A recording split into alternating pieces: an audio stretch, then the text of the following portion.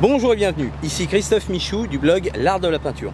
Aujourd'hui, dans cette courte vidéo, vous allez découvrir quelques petites astuces que j'ai trouvées pour mieux gérer votre emploi du temps. Si vous êtes artiste, peintre, sculpteur, dessinateur, vous avez pu constater que vous avez plus de projets de création que vous n'avez de temps pour les réaliser.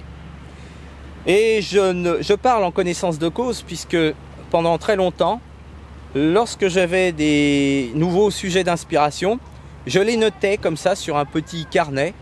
Je réalisais quelques petites esquisses et je me suis amusé pendant un certain temps à tenir un journal comme ça, un journal avec des dates et des échéances pour les différentes réalisations que j'allais faire. Et conclusion, j'ai pu constater que je ne réalisais que 1/10 de ce que je devais faire.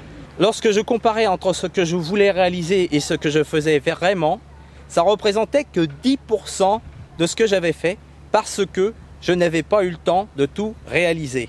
Et c'est toujours problématique d'être pris par le temps comme cela. Alors, au bout de quelques mois, je me suis dit, je vais peut-être, j'écris des différents projets et je vais essayer d'en réaliser qu'un tiers parmi la liste. Je me suis dit que je vais réaliser maintenant ce tiers-là. Ça suffisait toujours pas et les résultats étaient bien maigres puisque j'avais l'impression de ne pas avancer.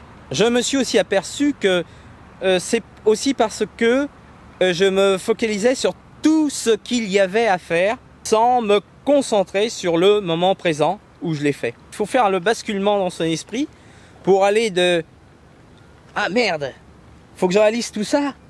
Tac, tac, tac, ah, j'aurai jamais le temps, et puis ça sera pas fait comme ça, ou faut que je fasse tout vite. Et ça, c'est le pire moyen de tout ruiner.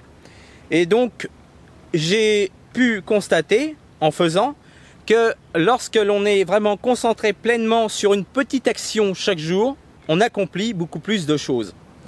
Et j'ai pu comme ça constater que ma journée idéale, c'est cette journée où je peux arriver à me concentrer à 100% dans ce que je fais. Je me suis aperçu finalement que les choses qui paraissaient énormes au départ sont finalement réalisées en moins de temps que l'on n'imaginait. J'espère vous avoir inspiré. Si vous désirez commencer à peindre, vous pouvez télécharger votre guide Maîtriser l'art de la peinture en 2 heures par jour. Il y a un lien quelque part sur cette vidéo.